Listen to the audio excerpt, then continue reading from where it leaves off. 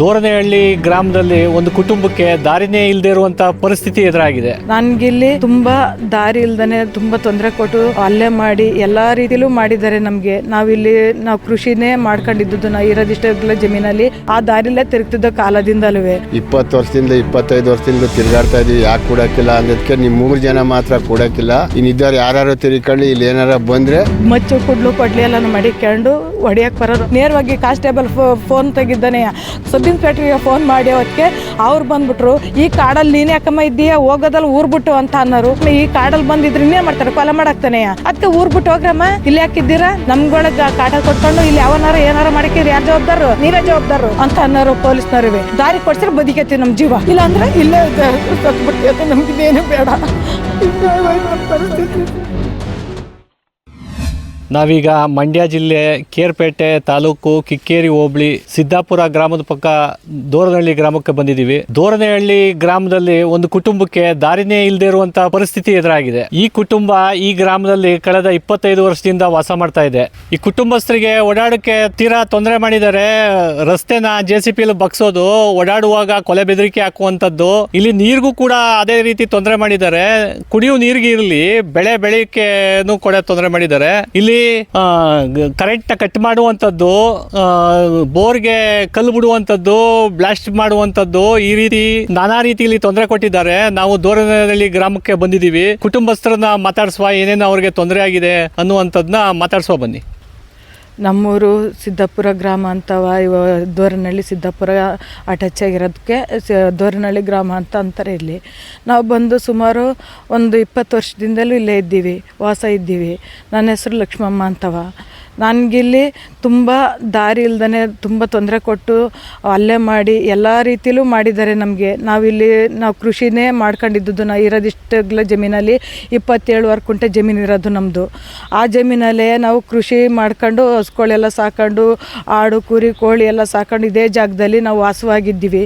ಆ ವಾಸವಾಗಿದ್ದದ್ದು ನೋಡಿ ಅವ್ರಿಗೆ ಹೊಟ್ಟೆ ಉರಿ ಬಂದ್ಬಿಟ್ಟು ಜಮೀನು ಕೊಡ್ತೀರಾ ಅಂತ ಅಂದ್ಬಿಟ್ಟು ಕೇಳಿ ಇಲ್ಲಿ ಇರೋದು ಸುಮಾರು ಮುಸ್ಲಿಂ ಧರ್ಮದವರು ನಮಗೆ ಅವರಿಂದಲೇ ಇಷ್ಟೆಲ್ಲ ಹೇಳ್ಕೊಟ್ಟು ಎಲ್ಲರಿಗೂ, ಬ್ರಾಹ್ಮಣರಿಗೆ, ಲಿಂಗಾಯತರಿಗೆ, ನಮ್ಮ ಅಣ್ಣ ತಮ್ಮಂದಿರು ಸುತ್ತಮುತ್ತ ಜನಗಳಿಗೆ ಯಾರು ನೀವು ದಾರಿ ಕೊಡಬೇಡಿ, ಅವ್ರು 3 ಜನ ತಿರುಗಕ್ಕೆ ಕೊಡ್ದು ಇಲ್ಲಿ ಅಂತ ಅಂದ್ಬಿಟ್ಟು ಅವ್ರು ಸ್ಟ್ರೈಕ್ ಮಾಡಿದ್ರು ನಾವು ಬಿಡಲಿಲ್ಲ. ನಮ್ಗೆ ಇನ್ನೆಲ್ಲೂ ದಾರಿ ಇಲ್ಲ, ತಿರುಗ್ತಲೇ ಇದ್ದೆವು.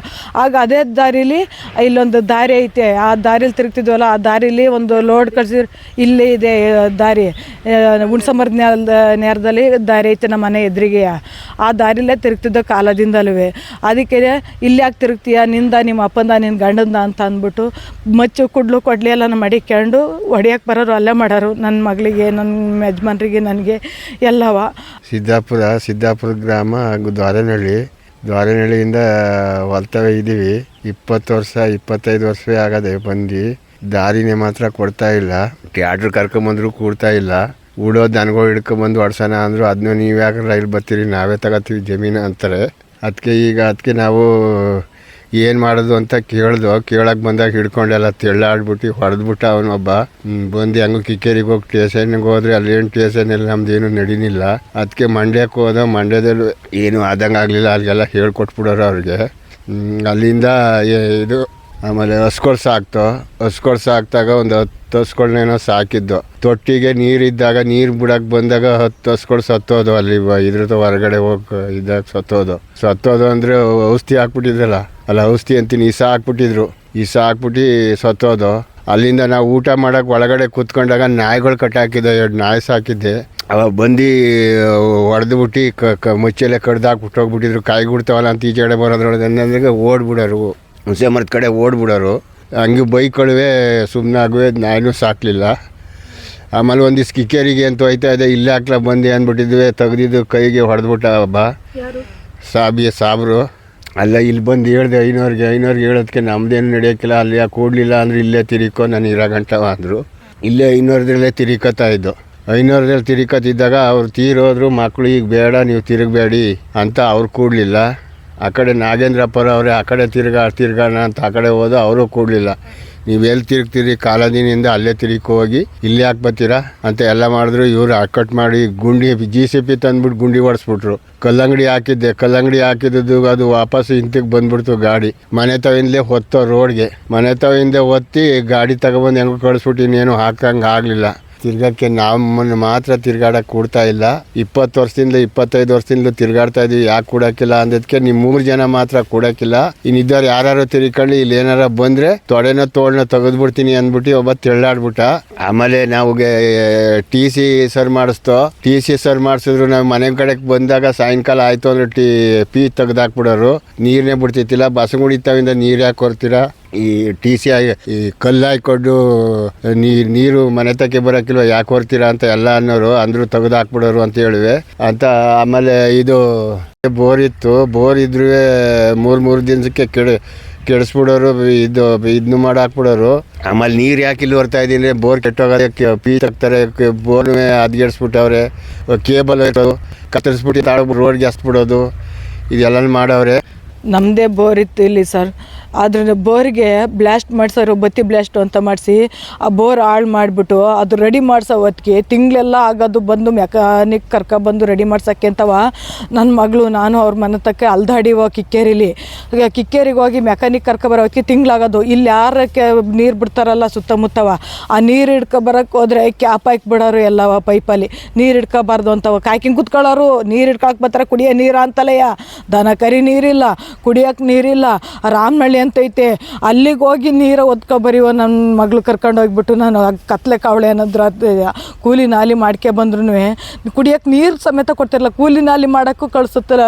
ಇಲ್ಲಿ ಹೋಗೋಣ ಅಂತ ಅಂದ್ರೂ ಯಾರು ಕರಿಬಾರ್ದು. ಆ ಥರ ಸ್ಟ್ರೈಕ್ ಮಾಡಿ ಹಾಕ್ಬಿಟ್ಟು ನಮ್ಗೆ ಸುದ್ದಿ ಯಾರು ಹೋಗೋದು ಬೇಡ, ನಮ್ಮ ಜಮೀನಿಗೆ ಕೆಲಸ ಮಾಡೋಕ್ಕೆ ಬರೋದು ಬೇಡ ಅಂತ ಅಂದ್ಬಿಟ್ಟು ಹಿಂಗೆಲ್ಲ ಮಾಡಾಕರು. ಅಲ್ಲಿ ನ್ಯಾಯ ಸಿಗದ್ರ ಹೊತ್ತಿಗೆ ನಾನು ಕಂಪ್ಲೇಂಟು ಅಂತ ಹೋದಾಗ ಆಗ ಪೊಲೀಸ್ನವರು ಬಂದು ಅವ್ರ ಕಡೆಗೆ ಆಗರು, ಅವ್ರಿಗೆಲ್ಲ ದುಡ್ಡು ಕಾಸು ಕೊಟ್ಬಿಡೋರು. ಆಮೇಲೆ ನಾನು ದಾರಿಗೆ ಅರ್ಜಿ ಹಾಕೋಕ್ಕೆ ಅಂತ ಹೋದಾಗ ಅರ್ಜಿ ಹಾಕಕ್ಕೆ ಬರ್ತಾಳಲ್ಲ ಅಂತ ಅಂದ್ಬಿಟ್ಟು ಇವಳನ್ನೇನಾರು ಮಾಡಾಕ್ಬೇಕು ಅಂತ ಅಂದ್ಬಿಟ್ಟು ನನ್ನನ್ನು ಅಸ್ಟೆಂಟ್ ಮಾಡ್ಸೋಕ್ಕೆ, ಕೊಲೆ ಮಾಡ್ಸೋಕ್ಕೆ ಎಲ್ಲ ಜನಗಳು ಬಿಡೋದು ಹಿಂದೆ. ಆಮೇಲೆ ಅಲ್ಲಿ ನಾಡ್ಕಚೇರಿ, ತಾಲೂಕು ಆಫೀಸು, ಮಂಡ್ಯ, ಶ್ರೀರಂಗಪಟ್ಟಣ, ಇದು ಬೆಂಗಳೂರಿಗೆಲ್ಲ ಹೋಗಿದ್ದೀನಿ. ಅಲ್ಲಿ ಅರ್ಜಿ ಹಾಕಿದ್ದೀನಿ, ಅರ್ಜಿ ಸಲ್ಲಿಸಿದ್ದೀನಿ. ಈ ದಾರಿಗೋಸ್ಕರ ಸುಮಾರು ಹೋರಾಟ ಮಾಡಿದ್ದೀನಿ ನಾನು. ಆದ್ರೂ ಅಧಿಕಾರಿಗಳೆಲ್ಲವ ಹೋಗಮ್ಮ ಅನುತನ್ನಲ್ಲಿರಮ್ಮ, ನಿಂದೆ ಅಂತಲ್ಲ ತಪ್ಪು ಅಂತ ನನ್ನ ಮೇಲೆ ಎಲ್ಲನೂ ಇಲ್ಲ ಸಲ್ಲದ ಆರೋಪ ಹೊರಿಸ್ಬಿಟ್ಟು ಡೈಲಿ ಲೇಡಿ ಪೊಲೀಸು ಜೆಂಟ್ಸು ಎಲ್ಲರೂ ಮನೆ ತಕ್ಕ ಬಂದು ನಮಗೆ ಟಾರ್ಚರ್ ಕೊಡೋದು. ಆ ಟಾರ್ಚರ್ ತಡೆಯೋಕ್ಕಾಗ್ದೇ ಸತ್ತು ಬಿಡೋಣ ಅಂತ ಎಷ್ಟೋ ಸಲ ಅಂದ್ಬಿಟ್ಟಿದೆ. ನಮಗೆ ಇಷ್ಟೆಲ್ಲವ ನಾವು ಕೊಟ್ಬಿಟ್ಟು ಅದು ಸಾಯಕ್ಕೆ ಅಂತ ಎಷ್ಟೋ ಸಲ ಹೋಗಿದ್ವಿ, ಸತ್ತು ಏನೂ ಸುಖ ಇಲ್ಲ ಅಂತ ಅಂದ್ಬಿಟ್ಟಿದೆ. ಆಮೇಲೆ ಬದುಕಿ ಉಳಿದಿದ್ವಿ, ಅನ್ನಕ್ಕೆ ವಿಷ ಹಾಕಿ 2-3 ಜನ ಕೂತ್ಕೊಂಡು ಸಾಯೋಣ ಅಂತ ಹೋಗಿದ್ವಿ. ಟೈಮಲ್ಲಿ ಎಲ್ಲ ನೆನೆಸ್ಕೊಂಡು ಬದುಕ್ಬಿಟ್ಟು ನನ್ನ ಮಗಳನ್ನ ಬದುಕಬೇಕು, ಅವಳಿಗೋಸ್ಕರ ಬದುಕಬೇಕು ಅನ್ನೋದಕ್ಕೋಸ್ಕರ ನಾನು ಇಷ್ಟು ವರ್ಷ ನಾನು ಬದುಕೊಂಡು ನನ್ನ ಮಗಳು ನಮ್ಮ ಮನೆಯವರು ಒಂದು ಮಗು ಥರ ಇದ್ದಂಗೆ ಪೇಷಂಟ್ ಬಂದು ಒಬ್ಳೆ ಗಂಡಸು ದುಡ್ದು ನನ್ನ ಮಗಳನ್ನ ಬೇರೆ ಕಡೆ ಇಟ್ಟು ಶೃಂಗೇರಿಯಲ್ಲಿ ಇಟ್ಟು ಓದಿಸ್ತಿ ಇಲ್ಲೆಲ್ಲ ಕೊಲೆ ಮಾಡ್ತೀನಿ ಅಂತ ಅಂದ್ಬಿಟ್ಟು ಅವಳಿಗೆ ಬೆದರಿಕೆ ಹಾಕ್ಬಿಟ್ಟು ಕಾರಲ್ಲಿ ಕೊಪ್ಪಲ್ ರೋಡ್ ಕಿಕ್ಕೇರಿಯಿಂದವ ಕಾರಲ್ಲಿ ಅವಳು ಯಾವಾಗ ಬರ್ತಾಳೆ ಕಾಲೇಜಿಂದವ ಸೈಕಲಲ್ಲಿ ಆ ಟೈಮ್ ನೋಡ್ಕೊಳ್ಳೋದು, ಕಾರಲ್ಲಿ ಫಾಲೋ ಮಾಡೋದು. ಆಮೇಲೆ ಬೈಕಲ್ಲಿ ಬಂದು ಹುಡುಗರುಗಳ್ನ ಬಿಡೋದು. ಆಮೇಲೆ ಬೈಕ್ ಎಷ್ಟೋ ಸಲ ನನ್ನ ಮಗಳು ಸೈಕಲಲ್ಲಿ ಬಿದ್ದಿದ್ದಾಳೆ, ಅವರಿಂದ ಎಲ್ಲ ಬಚಾವಾಗಿ ಬಂದವಳೆ. ಈ ಜಮೀನಿಗೆ ನನಗೆ ದಾರಿ ಬೇಕು, ದಾರಿ ಕೊಡಲಿಲ್ಲ ಅಂದ ಕಾಲಕ್ಕೆ ನಾವಿದೆ 3 ಜನ ಸೇರ್ಕೊಂಡು ಇಲ್ಲೇ ಪ್ರಾಣ ಬಿಟ್ಬಿಡ್ತೀವಿ. ನಮಗೆ ಒಂದು ದಾರಿ ಕೊಡಿಸ್ಕೊಡಿ, ಇಲ್ಲಾಂದ್ರೆ ವಿಷ ಕುಡಿದ್ಬಿಟ್ಟು ಸತ್ತು ಬಿಡ್ತೀವಿ ನಾವು 3 ಜನವೇ. ಇದೊಂದೇ ನನಗೆ ಉಳಿದಿರೋದು, ಇನ್ಯಾವುದು ದಾರಿ ಮಾರ್ಗ ಇಲ್ಲ. ಇಲ್ಲಾಂದರೆ ಜೀವ ಬಿಡ್ತೀವಿ, ಇಲ್ಲಾಂದರೆ ದಾರಿ ಕೊಡಿಸಿದ್ರೆ ಬದುಕೈತಿ ನಮ್ಮ ಜೀವ, ಇಲ್ಲಾಂದರೆ ಇಲ್ಲೇ ಸತ್ತು ಬಿಡ್ತೀವಿ ಅಂತ ನಮಗಿನ್ನೇನು ಬೇಡ. ಹಿಂಗಾಗೋಯ್ತು ನಮ್ಮ ಪರಿಸ್ಥಿತಿ ಸರ್. ನೋಡಿದ್ರಲ್ಲ ಸ್ನೇಹಿತರೆ, ಈ ಕುಟುಂಬ ಎದುರಿಸ್ತಾ ಇರೋ ಸಂಕಷ್ಟನ. ಇವ್ರಿಗೆ ಓಡಾಡೋಕ್ಕೆ ದಾರಿ ಇಲ್ಲ, ಕರೆಂಟ್ ಇಲ್ಲ, ಕುಡಿಯೋಕ್ಕಂತೂ ನೀರು ಇಲ್ವೇ ಇಲ್ಲ. ದಾರಿ ಇಲ್ದೇನೆ ಇವ್ರ ಬದುಕನ್ನ ಹೆಂಗ್ ಕಟ್ಕೊಳ್ತಾರೆ? ದಾರಿಗಳ ಬಗ್ಗೆ ಬಹಳಷ್ಟು ಆದೇಶಗಳನ್ನ ಕಂದಾಯ ಸಚಿವರಾದ ಕೃಷ್ಣ ಬೈರೇಗೌಡರು ಹೊರಡಿಸಿದ್ದಾರೆ. ಸಂಬಂಧಿಸಿದ ಅಧಿಕಾರಿಗಳು ಈಗಲಾದರೂ ಈ ಕುಟುಂಬಸ್ಥರಿಗೆ ಈ ಆದೇಶಗಳ ಪ್ರಕಾರ ದಾರಿ ಕೊಡಿಸ್ಲಿ ಅಂತ ಈದಿನ.com ಮೂಲಕ ಆಶಿಸೋಣ. ವಿಡಿಯೋ ಜರ್ನಲಿಸ್ಟ್ ಗಿರಿಜಾ ಜೊತೆಗೆ ನಗರಕೆರೆ ಜಗದೀಶ್, ಈದಿನ.com ಮಂಡ್ಯ. ಮತ್ತಷ್ಟು ವಿಶೇಷ ವಿಡಿಯೋಗಳನ್ನು ನೋಡಲು ಮತ್ತು ಹೊಸ ವಿಡಿಯೋಗಳ ಬಗ್ಗೆ ತಿಳಿಯಲು ಈದಿನ.com ಯೂಟ್ಯೂಬ್ ಚಾನೆಲ್ ಸಬ್ಸ್ಕ್ರೈಬ್ ಮಾಡಿ ಮತ್ತು ಬೆಲ್ ಐಕಾನ್ ಕ್ಲಿಕ್ ಮಾಡಿ.